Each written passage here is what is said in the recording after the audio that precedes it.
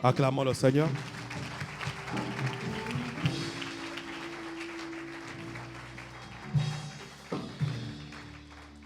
Alléluia. Qui a été béni hier? Alléluia. Donc aujourd'hui, on va prendre encore de l'altitude. Amen. Et le Seigneur sera pleinement glorifié. Je crois que Dieu va faire quelque chose d'extraordinaire. Je veux que tu sois concentré. Je veux que tu sois connecté. Vous savez que lorsque vous lisez Actes des Apôtres, chapitre 14, oui, à partir du verset 7, on dit que Paul était en train de prêcher à Lystre. Et là, il y avait un homme important des pieds. Alléluia. Et la Bible dit, Paul, voyant qu'il avait la foi pour être guéri, lui dit, lève-toi sur tes pieds et marche. Donc pendant que Paul prêchait, Paul était face à une foule. Mais il y a un seul homme qui s'est distingué. La Bible dit, Paul, voyant qu'il avait la foi pour être guéri. Donc vous savez, la foi, c'est lit. Quand je prêche, je peux savoir qui a la foi et qui n'a pas la foi. Et à travers la foi que tu manifestes, je peux déclencher le miracle. Alléluia. C'est la vérité. Donc je veux que tu sois connecté. Parce qu'il y a 3 anges dans la salle. J'ai vu un ange avec des vêtements de médecin. Ça veut dire qu'il y aura la guérison. J'ai vu un ange qui avait beaucoup d'alliances. Ça veut dire qu'il y aura la grâce du mariage et beaucoup de foyers qui vont être restaurés. J'ai vu un 3e ange. Ça, c'est dans la salle. Hein? J'ai vu un 3e ange, mais cette fois-ci, il avait des billets de banque de différentes coupures. Alléluia. Ça veut dire qu'il y a quelque chose sur le plan financier. Dieu va bénir quelqu'un qui... Non, j'ai dit Dieu va bénir quelqu'un. Voilà. Alléluia. Après ça, j'ai vu autour du pupitre ici, j'ai vu des anges, mais avec des encensoirs. Alléluia. Il y a une fumée qui montait. Ça veut vraiment dire que Dieu est là. Moi, mon ministère prophétique, je travaille beaucoup avec le mouvement angélique. Je vois beaucoup d'anges. Je sais que lorsque je vois un ange avec vêtements de médecin, c'est que Dieu va guérir. Alléluia. Si je vois un ange avec les alliances, je sais que Dieu va relâcher le mariage. Donc les célibataires, préparez-vous aujourd'hui. Hein. Hey.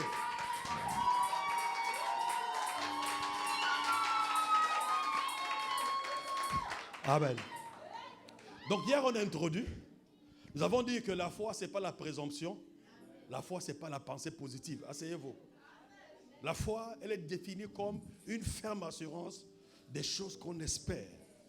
On n'a pas dit une assurance, on a dit une ferme assurance des choses qu'on espère, mais aussi une démonstration de celles qu'on ne voit pas. Nous avons lu dans Hébreux chapitre 11 du verset 1 au verset 6 et nous avons dit qu'il est écrit sans la foi, nul ne peut être agréable à Dieu. Et quand vous lisez la suite, on va lister des personnes qu'on a appelées les héros de la foi. D'accord? Donc ce sont des gens qui ont manifesté une foi à une dimension élevée. Et là, on est en train de reconnaître leur mérite. On a parlé des gens même comme des Rahab. Écoutez, moi, homme de Dieu, ce qui m'a dépassé, c'est que l'écrivain aux Hébreux dit, le temps me manque de parler de David. L'homme selon le cœur de Dieu. Mais il a parlé de Rahab, la prostituée. Aïe. J'ai dit quoi? Quand j'ai lu ça, il dit, le temps me manque de parler de Samuel, de David. Mais on a d'abord parlé de Rahab. C'est par la foi que Rahab l'a prostituée. Alléluia. Donc sans la foi, nous avons compris que nul ne peut être agréable à Dieu. Alléluia. Et nous avons aussi compris que le diable combat la foi parce que la foi est l'antidote. La Bible dit résistez au diable avec une foi ferme. Et il fera quoi? Il fuira loin de vous.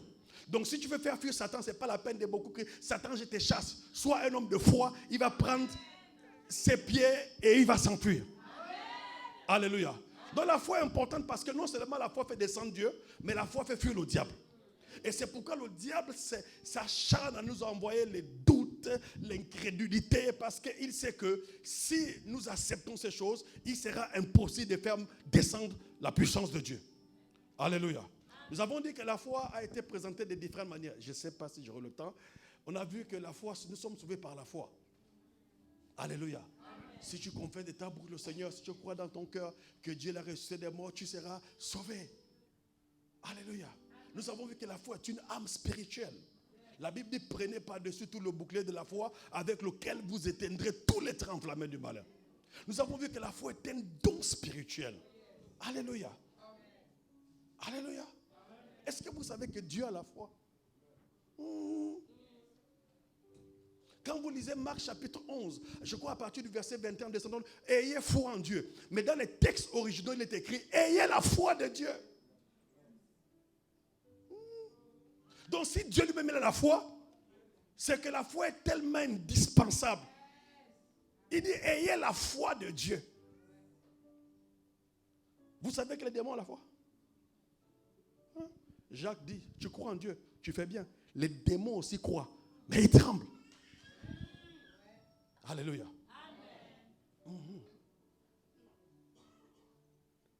Vous savez que les musulmans ont la foi. Les bouddhistes ont la foi. Les marabouts ont la foi. Ils croient en Dieu. Oui, ils croient en Dieu. Mais ils ne sont pas pour autant sauvés. Parce que la foi en Dieu ne sauve pas. C'est la foi en Jésus qui sauve. Donc quand ils disent que nous avons le même Dieu, c'est vrai. Nous avons le même Dieu. Mais nous n'avons pas le même sauveur. Donc, alléluia. Donc Saint-Musulman te dit que nous avons le même Dieu. Dit, mais c'est vrai. Mais j'ai quelque chose de particulier, c'est que j'ai accepté Jésus-Christ comme Seigneur et Sauveur personnel de ma vie. Alors je suis sauvé. La foi est indispensable. Écoutez, Romain dit, la foi vient de ce qu'on entend. Suivez-moi. La foi, elle vient de ce qu'on entend. Et ce qu'on entend vient de la parole de Dieu. Hier, j'ai expliqué, il y a la parole écrite et la parole révélée. D'accord? Donc la foi vient de... C'est-à-dire, tu lis la Bible, elle produit la foi. N'est-ce pas? Mais il y a la parole révélée. C'est-à-dire, comme je suis en train de prêcher là, si tu te connectes à moi, ça va créer la foi en toi. La parole révélée, ça peut être aussi un songe. Ça peut être une vision. Ça peut être une prophétie que Dieu t'a donnée. Tu te connectes à ça. Parce que laisse-moi te dire, permets que je me répète, que si Dieu est venu te donner un songe, ce n'est pas en vain. Amen. Dieu est venu simplement te révéler le programme qu'il a pour ta vie. Amen. À toi de croire. Si tu crois, tu verras la chose s'accomplir. Quelqu'un n'a pas dit Amen? Amen. Donc, écoutez, quand on explique la foi, vous voyez, dans Romains chapitre 10, là, quand on dit la foi vient de ce qu'on entend, en fait, en grec, c'est plus profond. En grec, il voulait dire, la foi vient de ce qu'on entend, de ce qu'on continue à entendre jusqu'à ce qu'on comprenne. Est-ce que vous comprenez? La foi vient de ce qu'on entend, de ce qu'on continue à entendre jusqu'à ce qu'on comprenne. Parce que celui qui a compris, il est affranchi. Hein? Il y a des gens qui entendent mais qui ne comprennent pas. Alléluia. Voici pourquoi tu dois entendre tous les jours. Tu dois entendre jusqu'à ce que tu comprennes. Alléluia. J'ai un slogan. Je dis toujours, Dieu honore la foi parce que la foi honore Dieu. Quelqu'un n'a pas compris. J'ai dit, Dieu honore la foi parce que la foi honore Dieu. Retiens ça. Dieu honore la foi parce que la foi honore Dieu. Quelqu'un dit Amen? Amen. Alléluia. Amen. La foi, c'est tellement vaste. C'est tellement vaste, Saint-Esprit, tu commences tes problèmes. Bon, la foi, c'est tellement vaste. Je vous ai dit que si on commence à faire les témoignages de foi, on peut réagir jusqu'à demain. Parce que ma vie, c'est la foi. J'ai appris à vivre par la foi. Parce que la Bible dit le juste vivra par la foi. Donc si tu veux savoir c'est quoi la foi, regarde-moi. Je te dis la vérité. Je vis par la foi. Je n'ai pas le droit de m'inquiéter. Je refuse les inquiétudes. Je refuse le doute. Je refuse toute intimidation. Jamais de la vie. Tu ne peux pas m'intimider. Jamais. Je te dis la vérité. Je respecte tout le monde. J'honore ceux qui doivent être honorés. Je respecte ceux qui doivent être respectés. Mais personne ne peut m'intimider. Et personne ne peut m'empêcher de croire ce que Dieu m'a dit. Peu importe les circonstances présentes. Je dis bien personne. Parce que je crois en Dieu même quand je dors. Alléluia. Vous savez que le plus souvent Dieu éprouve notre foi. La Bible déclare qu'il faudrait que votre foi soit éprouvée comme de l'or par le feu. Donc il y a des moments, Dieu permet une persécution. Il permet, un désert juste pour éprouver ta foi. Pour savoir jusqu'à quel niveau tu peux aller avec Dieu. Alléluia. Abraham a été éprouvé. Donne-moi ton fils, ton unique. Mon ami, il ne faut pas blaguer. Mets-toi dans la peau d'Abraham. Un vieux papa, il a 100 ans. Donc son fils il est même le grand-père de son fils. Hein? Et Dieu lui dit, donne-moi ton fils. Il n'en parle pas à Sarah. Parce qu'il sait que s'il parle à Sarah, Sarah ne peut pas comprendre. Vous savez, celui qui a reçu la révélation, le plus souvent, vous ne pouvez pas le comprendre. Alléluia. Et Abraham est allé à la montagne. Jusqu'à ce que Isaac a éprouvé la foi d'Abraham. Au pied de la montagne, Isaac lui pose la question, Monsieur Abraham, d'habitude quand on va adorer à la montagne, nous avons tous les ustensiles, mais nous avons aussi la bête, le sacrifice. Cette fois-ci, il manque un élément. Où est le sacrifice? Mais Isaac ne pouvait pas savoir que c'était lui le sacrifice. Imaginez Abraham, comment pourrait-il dire à son fils, c'est toi la bête qui va être sacrifiée? Abraham dit, à la montagne de l'Éternel, il sera pourvu.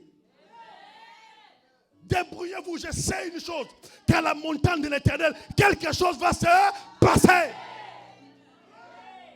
Et quand la Bible parle d'Abraham, dans Romains, on dit Abraham, espérant contre toute espérance. Mon ami, ne blague pas, il faut analyser les termes bibliques. Espérant contre toute espérance. Donc il était arrivé à un stade où Abraham était déjà vieux. Il n'arrivait plus à avoir des désirs sexuels. Mais il a la promesse qu'il aura un enfant. Sarah, n'est-ce pas, est ménopausée et en plus stérile. Donc c'est quasiment impossible d'un point de vue clinique ou humain. C'est impossible. Mais la Bible dit, il espéra contre toute espérance. Il crut en celui qui lui avait fait la promesse. Et c'est pourquoi vous voyez quand les anges apparaissent à Abraham, quand ils vont manger chez Abraham, ils disent que l'année prochaine, je reviendrai vers toi, Sarah aura un fils. Sarah dit, maintenant que mon Seigneur est vieux, aura-t-il encore des désirs? Parce qu'elle savait qu'Abraham était devenu impuissant. Mais pour faire l'enfant, si tu es impuissant, comment ça va se faire? Est-ce que vous comprenez ce que je suis en train de dire? Mais malgré son état, il a cru à la promesse de Dieu. Parce que Dieu n'est pas un homme pour mentir. Ou le fils d'un homme pour se repentir. Ce qu'il dit, sa main puissante l'accomplit. Quelqu'un dit Amen. Quand tu n'es pas au travail, tu cherches quoi? Les papiers. Pardon. Je suis en France ici. Cherche quoi? Tu connais, pasteur? Là-bas, les gens cherchent les papiers. Le mariage, ça c'est rien. La guérison, c'est rien. Toi, tu n'es même pas encore éprouvé au stade d'Abraham. Tu es là, tu dis non. Dieu m'a abandonné. Dieu n'est pas avec moi. Seigneur, tu es où? Ta foi est en train de t'éprouver. Nous allons lire un passage. Allons-y. Marc chapitre 5. Et puis je vais prêcher. La foi, c'est autre chose. Marc chapitre 5. Je suis au verset... Attendez, Marc 5. Je crois que je suis au verset 21, 28. Oui, 21. Je vais lire.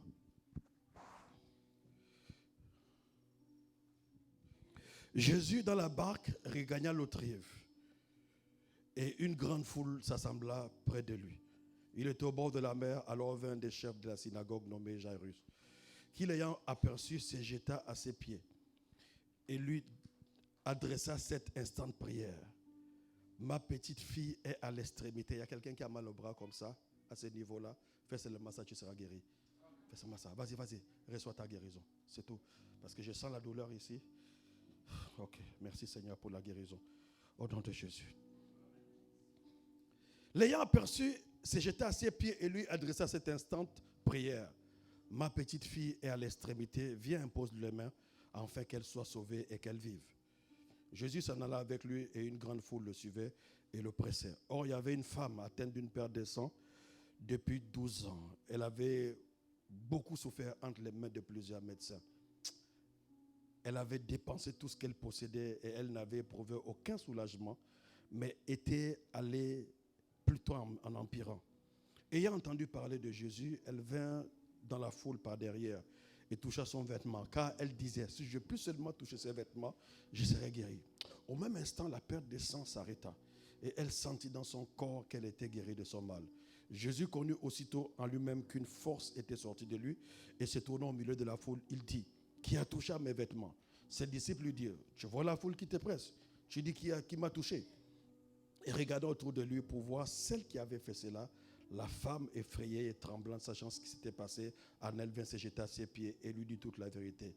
Mais Jésus lui dit, ma fille, ta foi t'a sauvée, va en paix et sois guérie de ton mal. Retiens une chose. Dieu honore la foi. Pourquoi? Parce que la foi honore Dieu. Répète avec moi. Dieu honore la foi. Parce que la foi. Alléluia. Encore une dernière fois. Dieu honore la foi. La Bible dit, Jésus est en train d'aller de l'autre bord. Et là, il y a un chef juif, le chef d'une synagogue, appelé Jairus. Il vient se jeter à ses pieds pour dire, Seigneur, ma fille est en train de mourir. Ma fille est dans un coma profond. Viens et impose-lui les mains. Elle sera guérie. Et Jésus n'a pas rechigné. Jésus a commencé à marcher avec Jairus. Alléluia. Maintenant, à mi-chemin, la Bible nous parle d'une femme. Cette femme-là a contré Jésus à faire escale alors que Jésus allait quelque part. Elle a contré Jésus à s'arrêter alors que Jésus avait pour destination la maison de Jairus.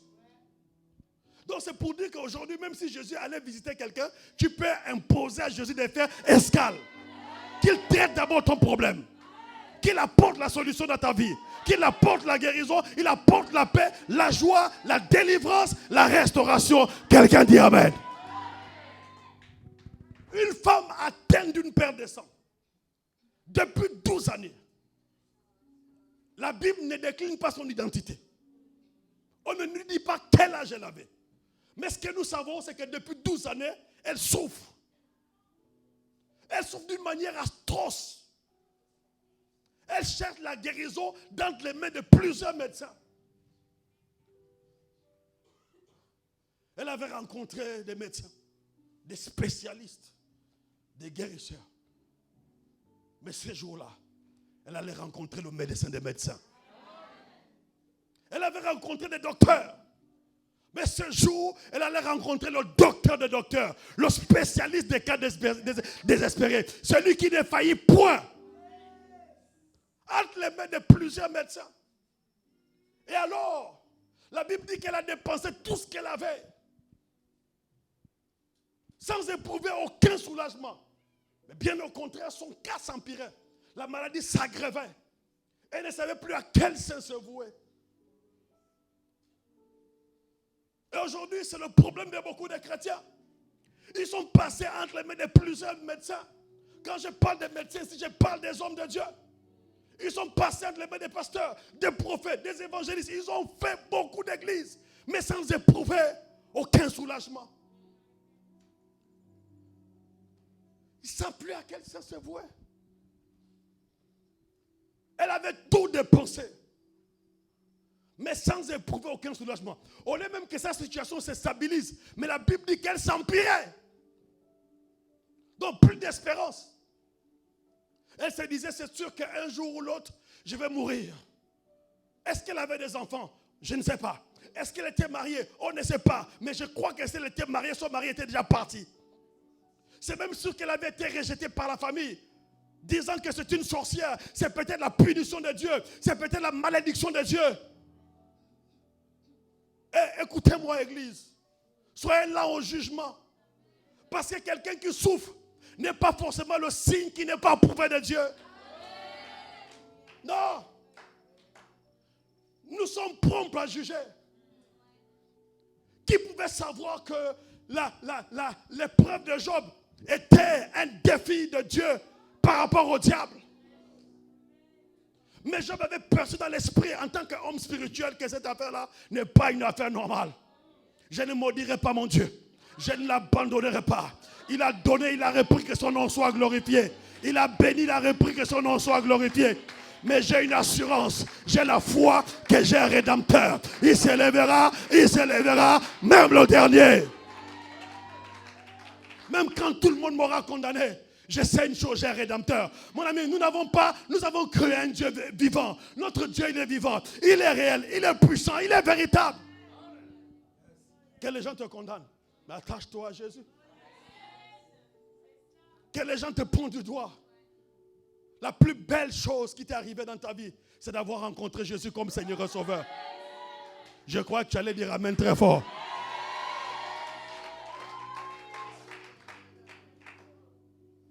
Elle souffrait.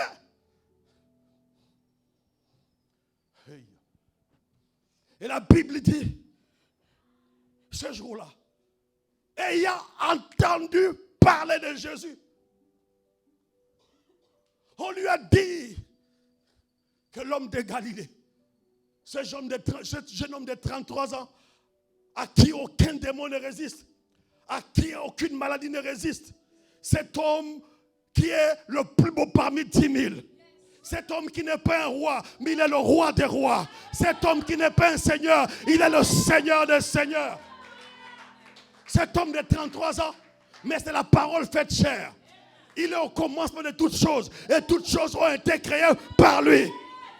Aucune situation ne lui est impossible. Lorsqu'il dit oui, personne ne dira non. Et quand il dira non, personne ne peut dire oui. Quand il ouvre, personne ne fermera. Et quand il fermera, personne ne peut ouvrir. On lui a dit, Jésus, l'étoile brillante du matin, le soleil levant de la justice. On lui a dit, Jésus, cet homme de 33 ans. Alléluia. L'agneau de Dieu qui ôte le péché du monde. Le souverain sacrificateur, c'est le nom de Melchisedec. Le Dieu véritable, l'ancien des jours. Elle a entendu parler de Dieu, de Jésus. Mon ami, la foi ne vient pas de ce qu'on voit. La foi ne vient pas de ce qu'on touche. Mais la foi vient de ce qu'on entend. Voici pourquoi, homme de Dieu, nous avons le devoir de prêcher Jésus à l'église. Parce que si on ne prêche pas Jésus, qu'est-ce que nous devons prêcher? L'église aujourd'hui prêche les projets.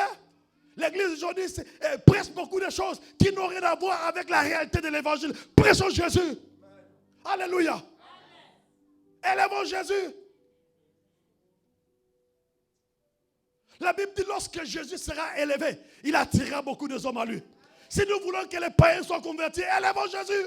Dans nos prédications, élevons Jésus. Dans l'adoration, élevons Jésus. Dans la louange, élevons Jésus. Dans les offrandes, élevons Jésus. Alléluia. Aucun pasteur n'allait à la croix. Aucun apôtre, aucun évêque, aucun archibishop. C'est Jésus qui allait à la croix. Le seul, il a porté le péché de l'humanité. Il est descendu de la croix. Il allait dans les régions inférieures de la terre.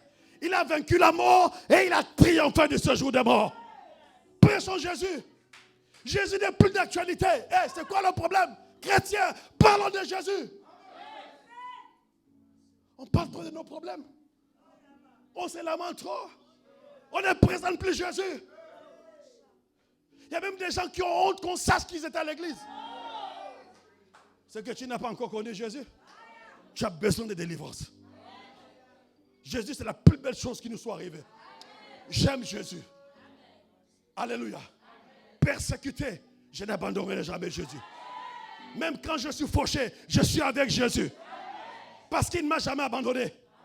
Écoutez-moi. Christiane, elle est là. Elle va vous dire. Je suis passé par une période difficile. Difficile. Laissez-moi sur l'esprit. Je vous parle de la foi.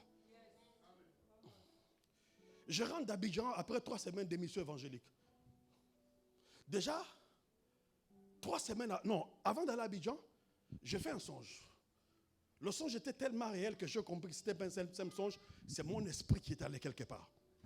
Je me retrouve dans le séjour des morts. Et dans le séjour des morts, je vois une dame qui s'approche de moi, elle me dit, suis-moi. Je dis, madame, je ne vous connais pas, je ne vous suis pas. Elle se déshabille dans le but de me séduire. J'ai dit non madame, je ne vous connais pas, vous n'êtes pas ma femme. Troisième, m'avait fait des incantations pour capturer mon esprit, mais elle n'y arrive pas. Et je réalise que je suis dans le séjour des morts. Je vois une grande foule. Et je me dis, bon, si Dieu a permis que je vienne ici, c'est parce qu'il veut que j'annonce l'évangile aux gens. Et je commence à parler de Jésus aux gens. Écoutez-moi, n'enviez personne. J'ai vu des gens que vous célébrez. J'ai vu des gens que vous honorez. Des acteurs, les stars païennes, mais qui sont dans le séjour des morts. Ça dit qu'ils ont fait des pactes avec le diable. Ils sont déjà condamnés. Mais sur la terre, ils ont beaucoup de succès. J'ai compris qu'il ne faut envier personne.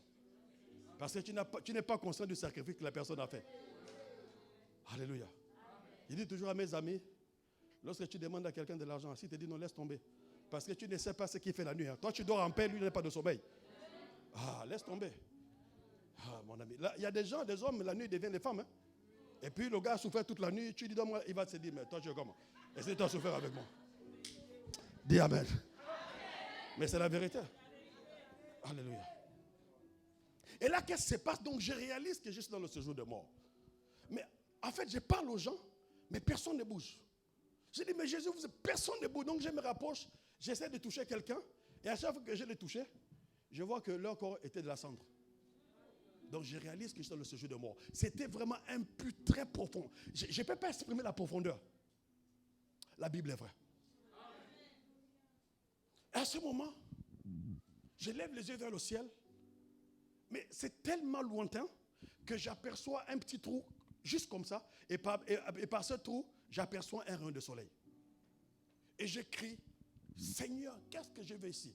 J'entends une voix qui dit, non, la main de l'Éternel n'est pas devenue trop courte pour sauver. Et je vois une main qui entre par ce petit trou, qui me saisit par la tête et qui me sort de là. Alléluia. Et quand je me réveille, je réveille ma femme, elle me dit, réveille-toi, réveille-toi. Elle me dit, qu'est-ce qu'il y a, qu'est-ce qu'il y a? Je dis, si demain tu entends que je suis mort, ne t'inquiète pas, je vais revenir à la vie. Parce que j'avais conscience que c'est quelque chose que j'allais vivre. Vous savez, la Bible dit l'homme spirituel juge de tout, hein, mais n'est jugé par personne. Vous ne pouvez pas comprendre. Mais quand je dis ça, mais ne dis pas ça, les enfants, comment tu vas me dire? Je dis, calme-toi. C'est une expérience que je dois vivre peut-être. Donc si demain tu entends que je suis mort, ne t'inquiète pas, je vais revenir à la vie. Je vous parle de ma vie, de mon expérience.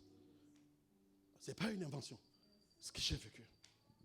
Donc quand je rentre d'Abidjan, 3 semaines après, période Covid, je vais en Turquie, je fais une semaine, je rentre, mes enfants sont atteints de Covid, ma femme, elle est atteinte, et puis je me moque d'eux quoi. Elle me dit, mais j'ai dit moi, Covid, jamais de la vie. Moi, avec toute la foi que je transporte là, Covid, jamais de la vie. Alléluia. Je me moquais d'eux, je les embrassais même pour dire, ne vous inquiétez pas, ça ne peut pas venir sur moi. Et 2 jours après, j'avais une toux grasse. Et quand je suis allé, dans la salle des bains, ma femme s'est rendue compte, après moi, que dans les glaires, il y avait des taches de sang. Elle m'appelle et me dit, doit aller voir le médecin, tu ne vas pas bien. J'ai dit, non, ça, moi je vais bien. Elle me dit, non, on va y aller. Tu sais, quand la femme insiste, il faut laisser tomber seulement, mais on va y aller. Alléluia. Elle a tellement insisté. Elle a appelé le médecin pour dire, docteur, je viens parce que mon mari semble atteint.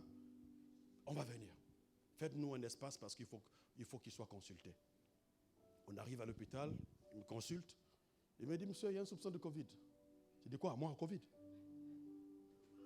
Je suis asymptomatique. Aucun symptôme. Je n'ai pas la fièvre. Je n'ai rien, pas de courbature. Je n'ai rien de tout ce qu'on peut. Et même la toux que j'avais, parce que la toux du Covid, là, elle est tout sèche. Moi, j'avais une toux grasse. Donc, rien du tout. Je ne fais même pas de fièvre.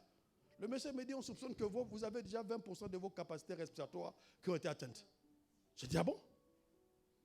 Et il me dit, bon, allez au centre hospitalier pour faire des examens approfondis.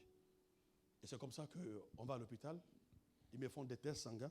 Ils me disent, monsieur, Covid, là, c'est dans votre sang. On vous garde ici. J'ai dit, jamais de la vie. Vous me gardez où? Je vais chez moi. Je veux me mettre en quarantaine. Ils me disent, non, vous restez ici. Donc, me voici, je suis là. Ils me placent dans un lit, dans une chambre. On me met l'oxygène et tout. J'étais là, j'ai rigolé même. Je faisais des selfies, j'envoyais mes amis. Je suis à l'hôpital. Dit-on que j'ai le Covid, n'importe quoi, j'ai rigolé. 3 jours après, ils me disent, monsieur, votre état ne s'améliore pas. Vous avez déjà perdu pratiquement 60% de vos capacités respiratoires. On crée un coma. Écoutez-moi, église, hein, ne blaguez pas. Parce que quand je vois les chrétiens blaguer des fois avec 100 francs, 1000 francs, 100 000, ça ne vaut pas la vie. Et c'est comme ça que le Saint-Esprit me dit, élève 2 autels de la vie. J'appelle ma femme. Il faut être sensible à la voix de Dieu. Jésus a dit, mes brebis, je les connais, elles entendent ma voix, elles me suivent. Donc Jésus parle d'une manière tantôt d'une autre, mais c'est à la brebis d'aiguiser son oreille pour comprendre la voix du berger. Tu peux entendre et ne pas la comprendre. Est-ce que tu comprends? Et c'est comme ça que j'ai dit à ma femme, voici mon compte bancaire. Prends tout ce qu'il y a comme argent, divise en 2, envoie une partie à mon père spirituel au Ghana et envoie une partie à l'homme qui m'a consacré dans le ministère. Dis-leur que la mort est venue me réclamer. Et j'ai besoin qu'une autorité parle pour moi. Écoutez-moi. J'ai vidé mon compte bancaire. Ce jour-là, si je n'avais pas obéi, peut-être je ne serais pas parmi vous aujourd'hui. Donc quand je les vois, les chrétiens pour 1000 francs, 2000, 100 000, oh non, on demande trop d'argent. Ça c'est quoi? Ta vie a plus de valeur que ça. Dis amen bien. Pour payer ta dîme, c'est tout un problème. Tu n'as pas encore compris? Et c'est comme ça que, écoutez-moi, le jour après avoir envoyé les hôtels de vie, comment? Direct comment? Donc moi, je ne sais même pas ce qui se passe. Quelqu'un dans le comment?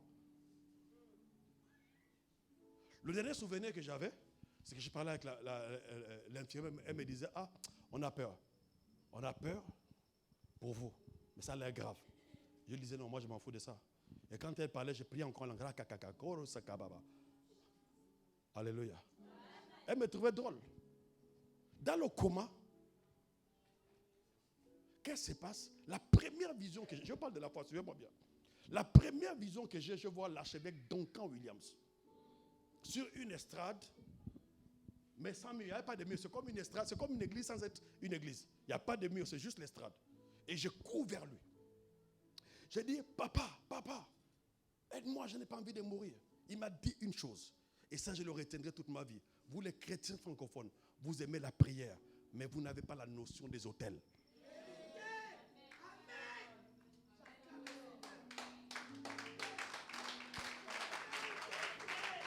Alléluia. Écoutez-moi, ça c'est dans l'au-delà. C'est dans l'au-delà. Ça c'est dans l'au-delà. Et il me dit, bâtis un hôtel ici. Et c'est comme ça que je ne sais même pas comment vous expliquer, comment je me suis retrouvé avec de l'argent dans l'au-delà, je ne sais même pas. Mais ce que je sais, c'est que ce que j'avais comme argent, j'ai déposé sur l'hôtel. Il a posé son pied dessus. Il a créé Life. 1 fois, 2 fois, Life. 3e fois, Life. Et puis quand il a créé la 3e fois, Life, j'ai vu comme un feu qui a embrasé l'hôtel. Et il fumait monter. Et il disait, Seigneur, ce jeune homme peut encore te servir. Nous avons besoin de lui. Et il m'a dit, va, ton hôtel a parlé pour toi. Tu ne mourras pas. Et vous savez, ironie du sort, vous savez, des fois Dieu fait des choses qu'on ne comprend pas. Pourquoi Dieu me demande de bâtir des hôtels? Parce que j'allais faire 2 comas. Le vec Jelil est venu me dire, quand je lui explique ça, il me dit, mais comment même dans le monde spirituel? Parce que je lui ai expliqué comment j'ai refusé la mort. Il me dit, comment tu as pu refuser la mort? J'ai dit, Joe, tu voulais que je parte ou pas? Alléluia. Alors, qu'est-ce qui va se passer? Je vous épargne beaucoup de détails. Je sors du coma. D'abord, quand je me réveille, le tuyau qui est censé véhiculer l'oxygène dans mes poumons est cassé. Donc, au lieu que l'oxygène entre, ça fait ça. Ça ressort. Donc, j'écris, est-ce qu'il y a quelqu'un ici? Est-ce qu'il y a quelqu'un? Mais comme j'ai le tuyau, ils n'entendent pas. Alors, qu'est-ce que j'ai fait? J'ai arraché le tuyau seulement. J'ai senti la mort venir. J'ai arraché. Oh là là. Ils ont entendu, les appareils ont commencé à sonner là-bas. Ils sont rentrés, mais monsieur, qu'est-ce que vous faites? Vous allez nous causer des problèmes. Je leur dis, mais j'étais devenu comme un fou. Écoutez, monsieur, apportez le document. Je vais signer, je sors d'ici. J'ai vu la mort, j'ai dit, je sors, je ne reste pas ici. Je sors. Je sors d'ici. Le médecin est venu me calmer. J'ai dit, monsieur, je n'ai rien à faire avec vous. Je sors d'ici aujourd'hui. Ma femme est venue m'a calmé pour dire, non, même si je sors, attends un peu 2 jours et qu'on sort. Or, c'est des choses peut-être que j'avais pressenties dans l'esprit. Vous savez quoi? 48 heures après que je me sois levé du premier coma, donc ils avaient mal isolé ma perfusion et j'ai contracté une bactérie à l'hôpital, mortelle. Ça veut dire que cette bactérie-là, normalement, si tu as fait 24 heures sans mourir, il y a 2 choses. Soit tu deviens mongol, soit tu finis par mourir après. Et la bactérie, parce que quand ma femme arrive, elle me parle, la voix ne sort plus. J'ai prie pour moi, prie pour moi. Elle met son oreille à ma bouche. Elle me dit, mais il ne parle plus. Ma tension, j'ai fait une chute de tension, 6 de tension.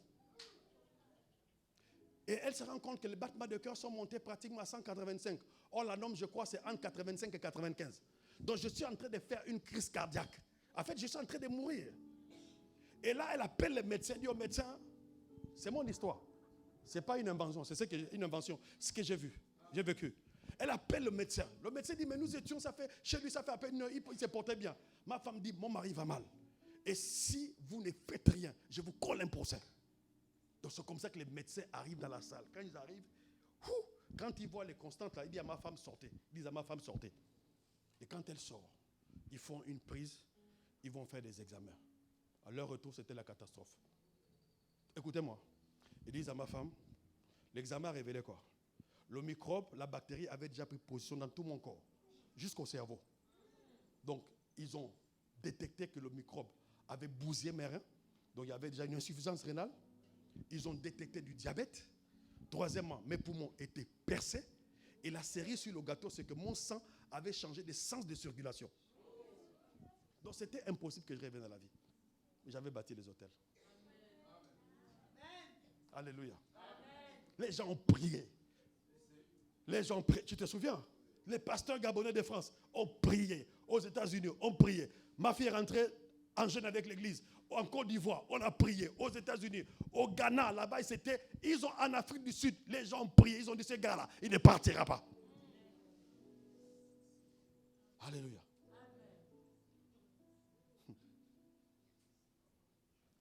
Et quelques jours après, je me réveille. Le médecin me dit, il me dit durant 3 jours, il savait que j'étais mort. Il avait dit à son équipe de ne pas s'attarder sur moi, parce que je suis un cas désespéré. Mais je sors de là, j'ai perdu près de 30 kilos, plus de 30 kilos. Je suis méconnaissable. Mais bien sûr, j'étais tout. Je me souviens, le premier homme de Dieu qui est venu chez moi, c'était l'évêque Djelil. Je sais même que pour m'encourager, il faisait semblant, mais il se disait, mais le gars là, il vient de loin. Parce que j'étais méconnaissable. 30 kilos, regarde comment je suis costaud. Imagine 30 kilos en moi. Ils m'ont gardé pour marcher. Pour la première fois, on a dû me charger des pressions pendant 1 heure dans les jambes pour que je puisse marcher. Et le médecin dit à ma femme, c'est vrai qu'il est debout, mais ce qui est sûr, c'est qu'il ne tiendra pas. Attendez-vous à avoir un mongol à la maison. J'ai dit, mais le gars là, donc il ne me connaît pas. Donc si Dieu est allé me chercher là-bas, dans les régions intérieures de la terre, c'est pour que je sois mongol. Non, ma mission n'est pas encore terminée. Il y a des choses que Dieu m'a dites que je n'ai pas encore vues. Qu'est-ce que tu crois? Alléluia. J'ai refusé ça. J'ai dit jamais de la vie. Il n'y a rien à faire. La Bible dit, je ne mourrai pas, je vivrai et je raconterai les bienfaits de l'Éternel. Le malheur atteint souvent le juste, mais l'Éternel l'en délivre toujours. Il faut me voir avec le médecin. Mais vous savez, la meilleure, c'est quoi? C'est que lorsque je sors du coma, quand je me réveille, tout ce qu'ils ont diagnostiqué a disparu. Tout ce qu'ils ont diagnostiqué. Le diabète a disparu, les reins sont... L'insuffisance rénale est partie. Les poumons. Le sang a repris sa circulation normale. Et ils ne comprennent pas, ils n'ont jamais vécu ça. Ils me disent, non, on va te faire passer dans notre revue pour que tu témoignes de l'évolution de la science. Je leur ai dit que c'est Dieu qui m'a guéri. Si vous voulez que je témoigne, je dirai que c'est Jésus. Sans ça, il n'y a pas de témoignage pour vous. Claire. Alléluia. C'est pourquoi je respecte Jésus. Alléluia. Ils m'ont gardé à l'hôpital, dans une chambre isolée, post-Covid. J'ai dit, j'appelle le médecin pour dire, monsieur, je vais sortir. Il me dit, non, mais si je te laisse sortir là, pour que tu... J'ai dit, je vais sortir. On me faire sortir. L'environnement ne m'aide pas à m'épanouir. Donc, je dis à ma femme, ok, si il est passé à côté d'être un légume et de la mort, il y a une chose qui l'attend. Et ça, c'est inévitable, c'est qu'il aura des symptômes pendant pratiquement 12 mois. C'est-à-dire qu'il ne va jamais retrouver ses facultés à 100%, n'est-ce pas? Et attendez-vous à vivre avec ça. C'est-à-dire qu'il sera peut-être un attardé mental. Donc beaucoup de choses qui sont... J'ai dit moi, c'est faux. Et puis le médecin était dépassé, il arrive comme ça dans ma chambre. Ouais, tu as vu un malade, quelqu'un qui a perdu 30 kilos. Mais quand tu arrives comme ça, il a kala, choka, rakapai, kente, likababa. Donc j'ai mis les démons là-bas au nom puissant de Jésus. Il appelle ma femme pour dire, votre mari est en train de délirer. Et ma femme lui a dit, mais qu'est-ce qu'il fait? Il dit, on ne sait pas ce qui se passe. Alléluia. Et ma femme lui a dit, non, laissez, mon mari c'est un homme de Dieu, il sait ce qu'il fait. Alléluia. Là, ils étaient dépassés. Ils ont dit, mais ça c'est quel genre de patience ça? C'est-à-dire quand ils me parlent, je dis jamais, c'est pas ce que Dieu a dit. Moi je fous en Dieu, je vais sortir d'ici. Et quand je sors de l'hôpital, donc on est à la maison, tout amoché, tout maigrichon. Et puis ma femme, 5 jours après, je dis, je vais conduire. Elle dit, non, on a dit, tu ne touches pas ça. Elle dit, moi je vais conduire. Parce que si je reste assis là, le message du médecin va commencer à prendre position dans ma conscience et mon subconscient. Et je risque de croire à ça. Laisse-moi manifester la foi. C'est comme il me dit, bon, je t'accompagne, ou bien laisse-moi conduire. J'ai dit, moi-même je vais conduire. C'est ma voiture, non? Tu as la tienne, laisse-moi conduire ma voiture. Donc elle est là à côté, et puis je conduis, il faut me voir là. Faible, mais je conduis quand même. Elle appelle sa tante qui est médecin aux États-Unis pour dire, le gars là, il est têtu, il n'arrive pas à comprendre. Elle me dit, mais mon gars, on t'a dit, bois beaucoup d'eau, repose-toi. J'ai dit, non, d'accord, j'ai compris. J'ai compris, hein, mais je vais quand même conduire. Alléluia. Amen. Ils avaient dit que je vais retrouver mes facultés au moins 80% après 12 mois. Mais je peux vous dire qu'un mois et demi, j'étais en train de prêcher après. Après 1 mois et demi, j'étais en train de prêcher Jésus.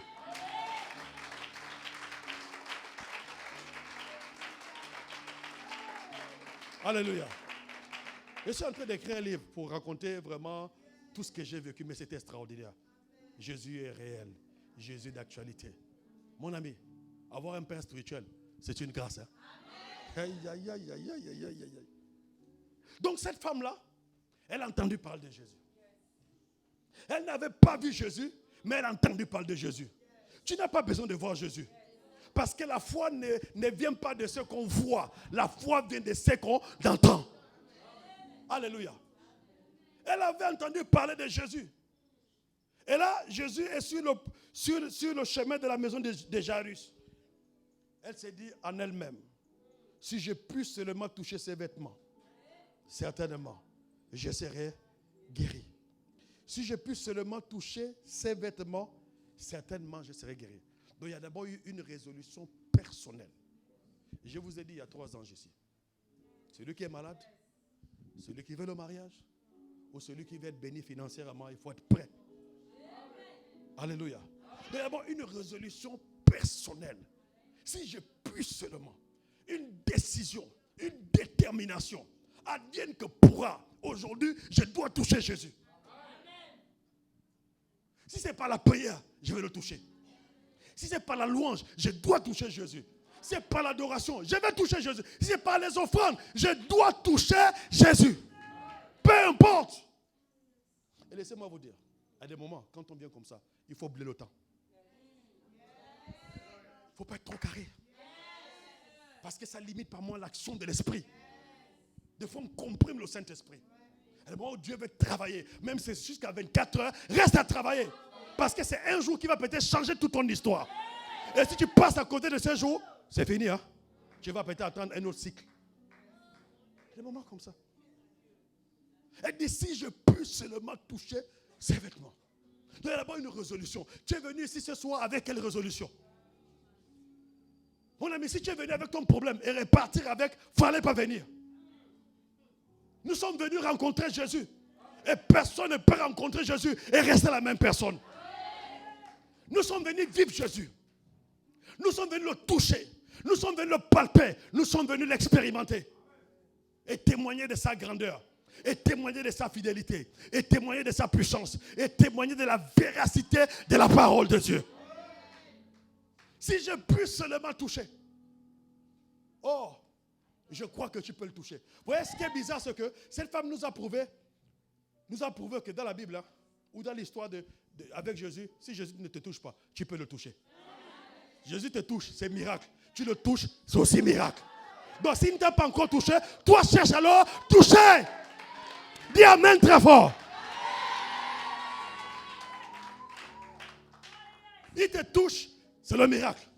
Tu le touches, c'est le miracle. Si j'ai pu seulement toucher ses vêtements. Vous voyez? À ses vêtements. Ses vêtements. Pas son vêtement, mais ses vêtements. Donc spirituellement, Jésus a beaucoup de vêtements. Et chaque vêtement caractérise, ou chaque vêtement est propre à quelque chose. Si tu veux la guérison, touche le vêtement de la guérison. Tu veux les finances, touche le vêtement des finances. Tu veux la gloire, touche le vêtement de la gloire. Tu veux le mariage, touche le vêtement du mariage. Et quand tu touches à ces vêtements, tu ne peux pas sortir d'ici tel que tu es entré. Si je pue seulement. Je pue seulement. Donc c'est possible. C'est faisable. Juste une résolution. Juste une décision pour dire je ne sors pas d'ici tant tel que je suis entré. Jésus, si tu es Dieu, si tu es Seigneur, aujourd'hui, je veux aussi te rencontrer. Regarde, refuse de venir en présence de Dieu. Reparti pour dire comment c'était. Non, c'était bien. Comment c'était? Oh Dieu, l'homme de Dieu prêche bien. Moi, mon problème, ce n'est pas que je prêche bien. Mon problème, c'est que la parole ait un effet dans ta vie. Que j'ai mal prêché, que tu as ton miracle, tant mieux. Mais si je prêche bien qu'il n'y a pas le miracle, ça sert à quoi? Ce que je veux, c'est que Jésus te démontre. Que Jésus se glorifie. Il démontre qu'il est Dieu, qu'il guérit, qu'il restaure. Alléluia. Et comme ça, nous allons vider les mbanja. Les marabouts n'auront plus de clients. Lorsque nous allons démontrer que Jésus est Seigneur, les médecins vont se prosterner en disant nous sommes médecins, mais alors médecins des médecins. Alléluia. Si je puis seulement toucher à ces vêtements, mon problème ce n'est pas ce que vous me dites. Moi je suis concentré sur le vêtement de Jésus. Je sais peut-être que Jésus ne me verra pas, mais si je puis seulement toucher à ces vêtements, je serai guéri. Et c'est dit aujourd'hui, c'est aujourd'hui. Aujourd'hui, c'est aujourd'hui. Comme disait mon grand-père, poisson boit de l'eau boit poisson. Alléluia. Aujourd'hui, c'est aujourd'hui. Si Jésus ne me touche pas, je vais le toucher. Alléluia. Ah, maintenant, il y a un problème. Cette femme-là, elle est impure. Or, la loi de Moïse dit qu'une femme qui passe par ses périodes menstruelles n'a pas le droit de sortir. Ça veut dire que si elle sort, si elle touche quelqu'un, la personne est impure. Elle touche un endroit, l'endroit est impur. Donc, la loi de Moïse la condamne déjà. Mais elle a dit aujourd'hui, je vais brader la loi de Moïse. Je vais casser la loi de Moïse. Mais ce qui est bizarre, c'est que, en fait, quand elle demande Jésus, Jésus ne fait pas la remarque pour dire, mais Moïse, la loi t'interdisait de sortir. Tu m'as souillé. Tu as souillé. Jésus dit, ta foi t'a sauvé et sois guéri. Il faudrait que tu casses la loi que tu as mis en toi. La loi pour dire, non, 21, il faut que je parte. C'est l'heure, c'est l'heure. Hey, Jésus est Seigneur. Il y a des jours, il faut respecter le temps, c'est important. Mais il y a des jours où quand Dieu veut travailler, laissez Dieu travailler. Quelqu'un n'a pas dit amen. Il y a des gens qui se sont mis des lois dans la tête. Ils ne peuvent pas prier pendant 1 heure. Aussi longtemps que tu ne casses pas cette loi, tu ne pourras pas accéder à la dimension supérieure. Il y a des gens qui sont mis des lois, ils ne peuvent pas payer sa dîme. Aussi longtemps que tu ne casses pas cette loi, tu ne pourras pas expérimenter la prospérité divine. La loi l'a condamné. Il y a des lois de chez nous. Dans ma tête, je ne peux pas faire ça. En tout cas, si c'est prier là, quand on dit battre les mains, moi je ne bats pas les mains, je mets mes mains en poche. Je suis trop fier, je suis en costume. Toi, tu es en costume. Tu respectes ton costume. Nous, on respecte la présence de Dieu. Alléluia. Si je puis seulement toucher à ses vêtements, je serai guéri. Donc, elle n'est pas seulement restée assise, je puis. Elle a résolu cela à son cœur. Elle s'est dit aujourd'hui, Moïse et moi, on aura des problèmes. Je vais briser la loi parce que depuis un temps, depuis des années, ça fait 12 ans que je souffre. La loi, je la respecte toujours. Mais la loi n'a rien fait pour moi. Bien au contraire, mon cas s'empire chaque jour. Bien au contraire, la loi m'a appauvri. Parce que j'ai dépensé tout ce que j'avais. Incline ta tête un instant. Ferme tes yeux. Je peux avoir de l'eau, s'il vous plaît? Ne prie pas, reste calme, ne prie même pas. Je veux que tu réalises un temps soit peu combien de fois tu es passé à côté du miracle parce qu'il y a des lois il y a des lois qui gouvernent ta vie. Des lois que tu t'es imposées personnellement. Moi, je ne ferais pas ça. Je ne prierais pas comme ça. Je ne ferais pas ça. Personne, lève, regarde-moi. Personne n'a le droit de te condamner. Alléluia. Et quand elle arrive, elle touche Jésus. Écoutez, je suis vers la fin. On va prier. Quand elle touche Jésus, écoutez-moi. La Bible dit à l'instant même elle a été guérie. Ce n'est pas demain. À l'instant même. Et si Jésus est le même hier, aujourd'hui, éternellement, la guérison est possible à l'instant même. Ah, on nous a prêché la foi de demain, d'après-demain. C'est vrai, la foi c'est demain. Mais aujourd'hui c'est aussi possible. Oui, il peut guérir aujourd'hui. Et je crois qu'il va guérir aujourd'hui. C'est possible. La Bible ne remettait pas au lendemain ce qu'on peut faire aujourd'hui. Donc si Dieu est disposé à bénir, il est disposé à guérir, il est disposé à restaurer, ne le remet pas à demain. Quelqu'un dit amen. On dit amen bien. Oh. Elle touche Jésus, elle est guérie. Et Jésus sent que contre sa volonté, il y a une force qui est sortie de lui. Mais cette femme, elle est forte. Hein? Elle a fait déclencher la puissance de Dieu sans la balle, sans la corde de Jésus. Mais la puissance de Dieu est quand même sortie. C'est chaud, hein? C'est extraordinaire. Sans l'aval de Dieu. Donc Dieu guérit même sans son consentement. Et il se rend seulement compte qu'il y a une puissance qui est sortie de lui. Elle a guéri quelqu'un. Et il pose la question, mais qui est à l'origine de cette folie? Qui a osé faire ça? Et les gens lui posent la question. Il y a une foule qui t'entoure. Et tu poses la question qui m'a touché. Il dit non, il y a une personne qui m'a touché, mais d'une manière particulière. Avec une détermination. Avec une vision. Avec un idéal. Avec un désir profond. Et la Bible, écoutez-moi, la Bible dit, cette femme est venue, elle s'est mise à genoux. Et elle lui raconta toute la vérité. Elle lui dit toute la vérité. Et Jésus ne lui a pas dit, il ne fallait pas faire ça. Il fallait passer devant moi, j'allais t'imposer les mains. Jésus lui a dit, ta foi t'a sauvé. Va et sois guéri de ton mal. Maintenant, cette foi-là, c'est quoi? J'explique, c'est son prix. Cette fois-là, elle a un nom. Elle s'appelle le risque. Elle a pris un risque. Parce qu'il y avait la loi de Moïse qui l'a condamnée. Elle savait que s'il n'y avait pas le miracle, on allait la lapider. Elle allait devenir une pierre d'achoppement. Un sujet de contamination, d'impureté pour ses contemporains. Mais elle a pris le risque. Elle a touché Jésus. Elle n'a contaminé personne. La foi, c'est aussi une prise de risque. Hein? La foi, c'est une prise de risque. Tu dis que tu as la foi, tu ne sais pas prendre des risques. Pour toi, c'est toujours calculé. Non, 1 plus 1 égale 2. Par moment, 1 plus 1 égale 1. Et puis c'est fini comme ça.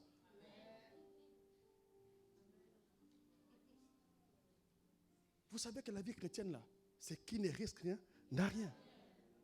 Mon ami, nous avons pris le risque de croire en Jésus. Hein? Tu l'as déjà vu?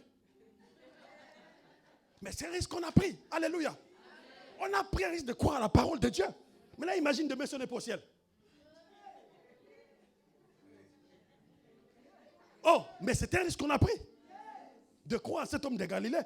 Tu aurais pu être musulman. Mais tu as dit, je veux croire en Jésus. Je prends ces risques. Parce que j'ai la certitude que je serai au ciel. Jésus est le seul qui a dit, je suis le chemin, la vérité et la vie. Nous ne vions au Père que par moi. Alléluia. La foi, c'est un risque. Mon ami, Pierre lui a posé la question. Oh Dieu, viens. Nous avons tout laissé pour te suivre. On a pris le risque de laisser notre boulot, de laisser nos familles. Moi, j'étais un pêcheur. J'ai laissé la pêche pour te suivre. Dieu, quel sera notre devenir? Mais bien sûr, Jésus lui dit, il n'y a personne ici, là, qui a laissé sa famille, son travail, ses enfants, ses terres, à cause de moi, qui ne reçoivent au centuple, dans les siècles présents et dans les siècles à venir, la vie éternelle.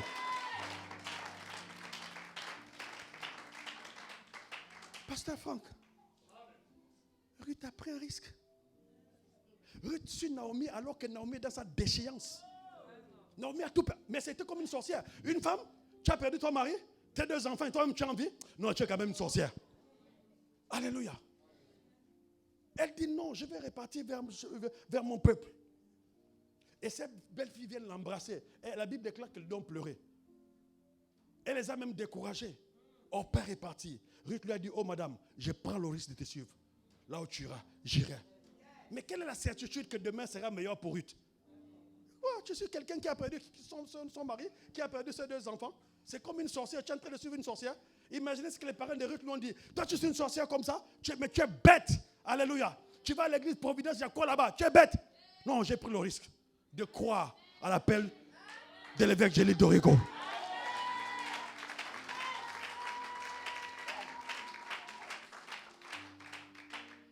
Là où tu iras, j'irai. Ton peuple, ton Dieu, là où tu mourras. La Bible déclare que Naomi, vu l'insistance de Ruth, elle a dit, bon, on y va. Mais c'est un risque qu'elle a pris. Parce qu'elle a laissé son peuple, elle a laissé sa nation, ses souvenirs, sa famille, pour suivre une étrangère. Mais elle a pris un risque. Mais nous savons c'était quoi la suite. Elle a épousé Boaz. La foi, c'est qui perd, gagne. Jésus a dit, celui qui perdra sa vie, fait avec quoi? La retrouvera. Mon ami, c'est qu'on fait. On a perdu nos vies. Hein? Nous sommes jeunes. Tu es une belle femme. Dis amen. Oh, dis amen. Tu es un bel homme. Dis amen. Ah, c'est comme si tu ne crois pas que tu es...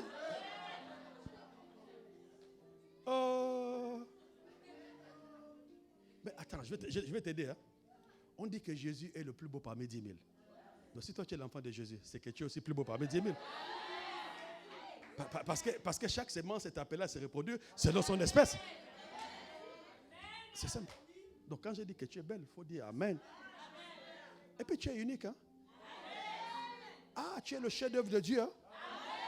David a dit, je te rends grâce de ce que je suis une créature si merveilleuse. My God. Là où tu dois marcher avec beaucoup de fierté. Alléluia. Si les gens te traitent d'avantage, c'est parce qu'ils n'ont pas compris ce que tu as compris. Ils n'ont pas la révélation. Quand tu dis que tu es belle, c'est là, oh non, elle aussi, elle aime trop se vanter. Je suis belle parce que je viens de Dieu. Alléluia. Donc si Dieu est beau, je suis beau. Si Dieu est fort, je suis fort. Si Dieu est puissant, je suis puissant. Si Dieu est élevé, je suis aussi élevé. Si Dieu est roi, c'est que je suis un prince. Alléluia. Et c'est un point et un trait. C'est terminé.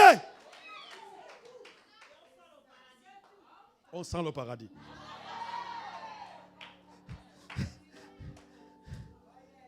Alléluia. Donc c'est un risque qu'elle a pris, Ruth. Jésus là que nous avons suivi, c'est un risque qu'on a pris. Hein?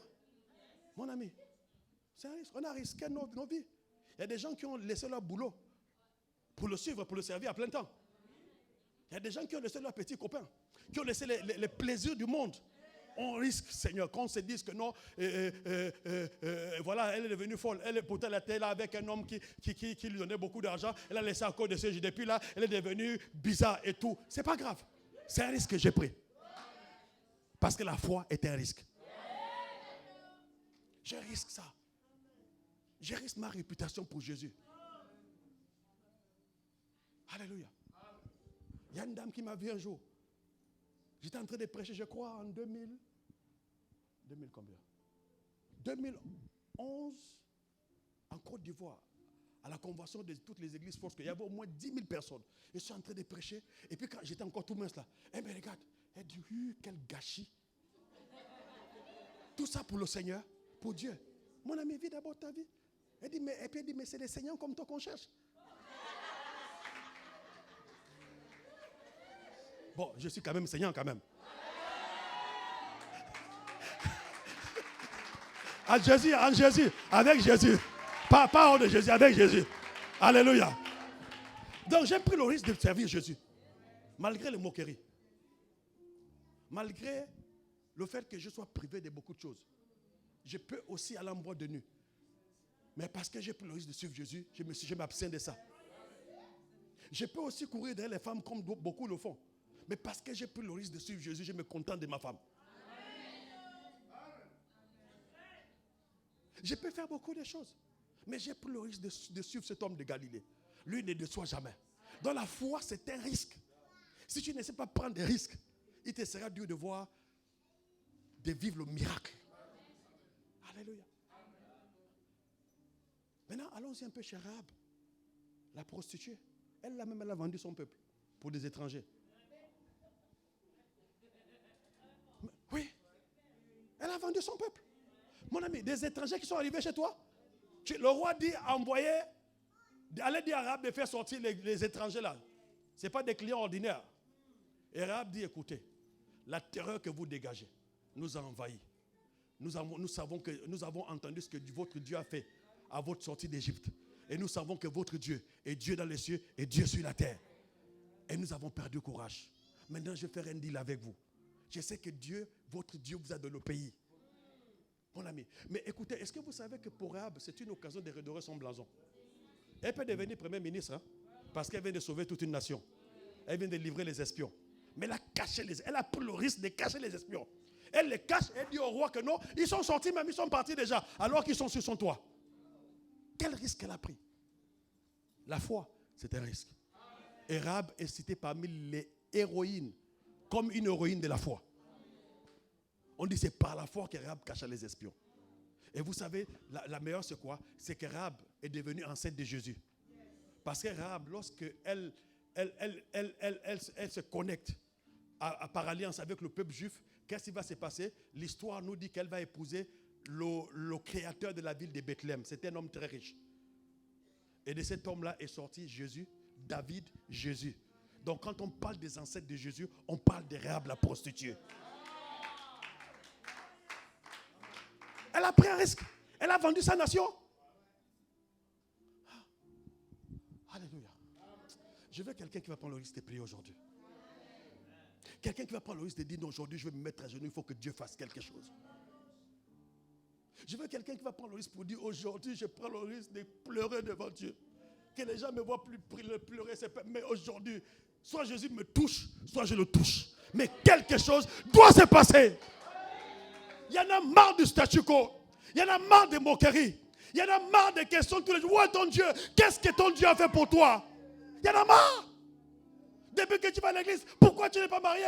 Pourquoi tu n'es pas riche? Tout ça, c'est des slogans. Dieu est avec moi. Moi, ne vois jamais Dieu avec Dieu en toi. Oh Dieu, Dieu fera. Mon ami, nous, c'est pas il fera. Il doit faire aujourd'hui. Quelqu'un dit amen.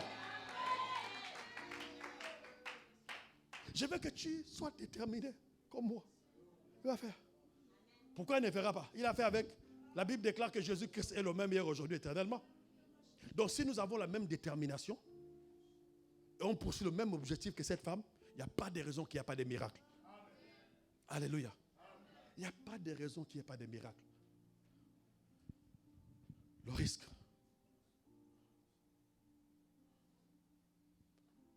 Est-ce que tu as déjà pris le risque de gêner?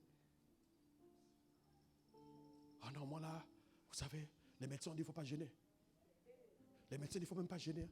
Mais je prends le risque de gêner. Parce que je sais que Dieu ne m'abandonnera pas. Ça, c'est pas pour les enfants. On dit non, les médecins parlent. Dieu aussi utilise les médecins. Ah oui, ça c'est pour vous.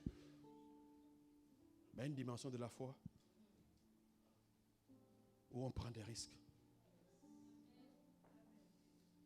J'ai pris le risque de suivre Jésus. Même dans les moments difficiles, je lui dis comme Pierre, monsieur, j'ai laissé ma famille, j'ai laissé mon pays, j'ai laissé mes souvenirs. Ma vie le plus souvent c'est en 2 avions. Là c'est parce que récemment, la première fois que j'ai fait une année sans sortir, la toute première fois de ma vie, sinon j'ai voyagé tous les 3 mois. Je suis en 2 avions, tout le monde sait ça. Il est là-bas, il allait prêcher là-bas, il allait prêcher là-bas, il allait prêcher là-bas. Alléluia. Et des fois dans des conditions inimaginables, dans des contrées reculées, tu vas prêcher Jésus. Au point où j'étais allé prêcher dans un village. Et je suis allé aux toilettes, vous savez les toilettes de noirs là, comme chez nous à Québec. Pas dans la maison. Toilettes à Québec. Pas les toilettes d'Angondje. Toilettes à Québec. Donc là-bas, mon ami, je suis rentré dans les toilettes comme ça. Je vois un serpent. Le serpent, quand il me voit, il prend la poudre d'escampette. Moi aussi, je prends la poudre d'escampette. Alléluia. Et quand je prends la poudre d'escampette là, je glisse. Hein? Je me fais mal, infection. Il fallait un sérum antitétanique. Hein. Tout ça à cause de Jésus. Hein. Faut me voir maintenant. Pour dire, moi, je suis tombé à cause de toi. Tu dois me guérir. Alléluia. Mais j'ai pris un bon risque. Alléluia. Amen. Ce soir, j'ai parlé avec mon fils parce qu'il doit aller à Barcelone avec leur club de football. Et plutôt ce midi, je l'ai appelé. Et puis j'ai dit, je vais prier pour toi. J'ai dit à ma femme, dis-lui, appelez-moi en vidéo, je vais prier pour lui avant qu'il ne parte à Barcelone. Et puis le Seigneur m'a dit, est-ce que tu as besoin de prier pour lui? J'ai dit, pourquoi tu me dis ça? Il dit, mais tu es au Gabon, qui le protège? Alléluia. Il me dit, aussi longtemps que tu me sers, je prendrai soin de tes enfants. Alléluia. Parce que tu ne sais pas, mon ami. Il y a des moments, toi, tu es endormi. Tu dors à 24h, 21h, là. Tu te réveilles à 8h. Moi, des fois, je rentre chez moi après avoir prêché ici. Des fois, je ne mange même pas. Je vais dans la salle de bain. Quand je sors à 22h, j'entends, monsieur, prière. Je peux commencer à prier comme ça de 22h à 4h du matin. Tu es là, Shakaba, Lakaba, Seigneur béni, délivre, béni. Et puis là où j'habite, la Christ, tu sais qu'il y a un serpent mystique là. Il y a un serpent mystique en Dombolo, il y a un serpent mystique. Hein. Je vous dis la vérité. Parce que je ressens toujours la présence d'un serpent mystique depuis. Toujours. Parce que ça a été l'hôtel qu'on a bâti là, pour construire cet endroit, ce n'est pas un hôtel saint. Il y a les fétiches en bas là. Donc c'est le serpent qui gère ça. Mais comme je suis là, je ne peux pas travailler. Parce que quand il se lève, moi aussi je me lève. Alléluia. Il ne peut pas. Le terrain est trop miné. Mon ami, si le sang de Jésus la pouvait se vider, hein, j'aurais déjà vidé ça là-bas. Tout à le sang de Jésus. J'envoie le sang de Jésus. À gauche, à droite, le sang. Devant, derrière, le sang de Jésus. Quand je me réveille, le sang de Jésus. Serpent dans ta gueule, le sang de Jésus. Sur ta queue, le sang de Jésus. Si tu es dans les égouts, j'envoie le sang de Jésus là-bas. Tu ne peux pas. Ma chambre est minée. Il y a le sang de Jésus partout. L'atmosphère est saturée par le sang de Jésus. Et alors là, devant, à part le sang de Jésus, il y a des anges qui sont devant la porte. Quand je dors, ils sont là, ils veillent sur moi. Je me souviens, un jour, j'étais endormi comme ça. Et puis, Dieu ouvre mes yeux spirituels. Je vois un monsieur en blanc qui fait le tour comme ça. Il revient comme ça. Il fait le tour. Et j'entends l'ange de l'Éternel campe autour de ceux qui le craignent et les arrache de tout danger. Alléluia. Est-ce qu'il y a quelqu'un qui est résolu de prier ce soir? Est-ce qu'il y a quelqu'un qui a pris la décision que même si Jésus ne te touche pas, tu vas le toucher?